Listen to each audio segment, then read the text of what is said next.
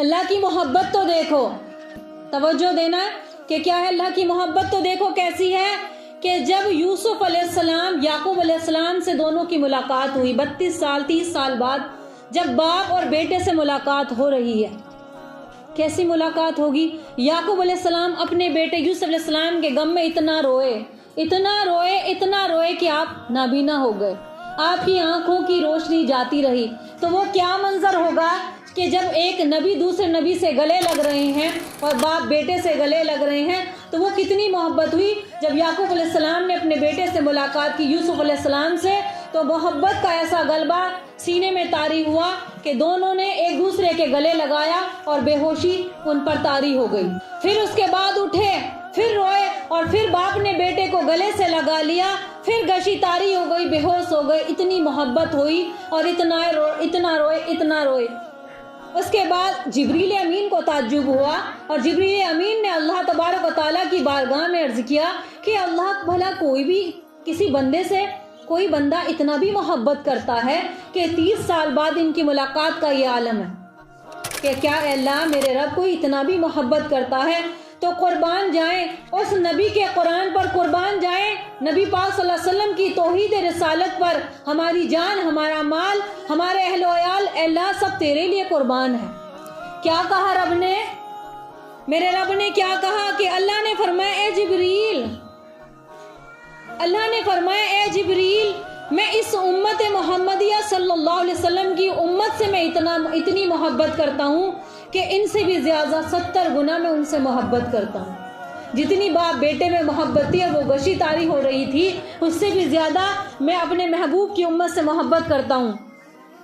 کائنات میں سکون صرف اللہ کے ذکر میں ہے، اللہ کی یاد میں ہے، اور دنیا کی کسی چیز میں کوئی سکون نہیں ہے۔ اسے اللہ تبارک و تعالیٰ نے قرآن میں ارشاد فرمایا، الا بذکر اللہ تطمئن القلوب، کہ بے شک دلوں کو اطمینان اور سکون دینے والا ہے۔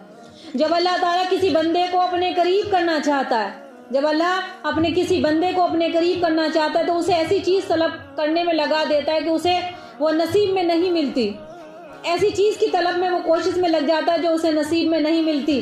کہ اللہ کسی بندے سے اپنے قریب کرنا چاہے کسی بندے کو، تو ایسی چیزوں کی طلب میں لگا دیتا ہے جو اس کے نصیب میں نہیں ہوتی، کیونکہ جب وہ چیز وہ انسان اسے نہیں ملتا تو وہ روتا ہے، بلکتا ہے، تڑپتا ہے، روتا ہے، بلکتا ہے، تڑپتا ہے، اپنے نصیب پر بھی روتا ہے، دعاؤں میں بھی روتا ہے، نمازوں میں بھی روتا ہے۔ جب ساری کوششیں کر کر وہ تھک جاتا ہے، جب ساری کوششیں کر کے وہ تھک جاتا ہے، تو اسی وقت اللہ تبارک و تعالیٰ کا قرب اسے حاصل ہوتا ہے۔ پھر اللہ تعالیٰ اسے دکھا دیتا ہے کہ اس کے سوا اور کوئی نہیں ہے جو اس کی بات کو سننے والا ہو۔ پھر اللہ تعالیٰ دکھا دیتا ہے، اس بندے کو اپنے قریب کرتا ہے کہ دیکھ میں تیرا رب ہوں، میں تیرے ساتھ ہوں۔ سارے رشتوں کی حقیقت اس کے سامنے دکھا دیتا ہے، ساری محبت کرنے والوں کی حقیقت اس کے سامنے دکھا دیتا ہے۔ جن سے ہمیں بے پناہ محبت ہوتی ہے، آج ان کی حقیقت سامنے آ جاتی ہے، کیونکہ جب انسان کا وقت خراب ہوتا ہے، وقت خراب نہیں ہوتا، اللہ کی آزمائشیں ہوتی ہیں، وقت ہمیشہ اچھا ہی ہوتا ہے اور اچھا ہی کہنا چاہیے کہ اللہ تیرا شکر ہے کہ پتہ نہیں اللہ تیری کیا بہترائی ہے۔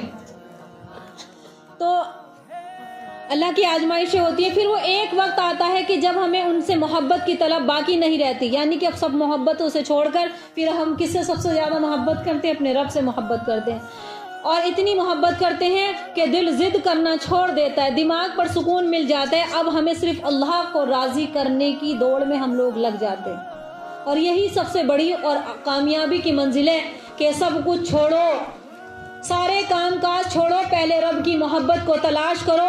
رب کی محبت کہاں ملے گی؟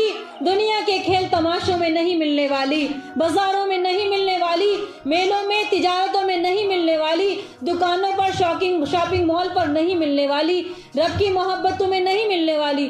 زمین زائداد اکٹھے کر لو، اللہ کی محبت نہیں ملنے والی۔ خوب بڑی بڑی شادیاں کر لو، رب کی محبت نہیں ملنے والی۔ ارے پوچھے کوئی پھر یہ کہاں ملے گی؟ یہ رب کی محبت کہاں ملے گی؟ یہ علماء کی صحبت سے ملے گی، یہ ذکر اللہ کی محفل سے ملے گی۔ کہ فرمایا اللہ والوں کی صحبت اختیار کرنا، ایک لمحہ ان کے پاس بیٹھنا 100 سال کی عبادت سے افضل ہے۔ کہ اہل علماء کی مجلس میں شرکت کرنا، ان کے پاس بیٹھنا، وہ تمہاری 100 سال کی عبادت سے افضل ہے۔ 100 سال تو بندے کی زندگی نہیں ہو رہی، پھر کہاں ملے گی یہ محفلیں؟ کہاں ملے گی اللہ کی محبت؟ وہ ایسے ذکر اللہ کی محفلوں میں ملے گی۔ اپنے ایمان کو تر و تازہ کرو، یہ مت بھولو کہ اس نفس کو جتنا آج ہم اترا رہے ہیں، جتنا آج ہم اس کے پیچھے بھاگ رہے ہیں، گھروں کی بنانے کی، گھروں میں، تجارتوں میں، لین دین میں، شادی بیاہ میں ہم جتنا اپنے آپ کو مشغول کر رہے ہیں، ہم سب جانتے ہیں ایک وقت آئے گا ہمارے اپنے ہم سے جدا ہو جائیں گے، ایک وقت آئے گا کہ ہمیں قبر کی مٹی کی ہم خوراک بن جائیں گے۔ تو میرا موضوع، جو میرا ٹاپک ہے، وہ موت کے اوپر ہے۔ انشاءاللہ وہ بات اپنی میں شروع کرتی ہوں۔ میں نے قرآن مجید فرقان حمید کی آیت تلاوت فرمائی، کلو نفس ذائقۃ الموت، ہر نفس کو موت کا مزہ چکھ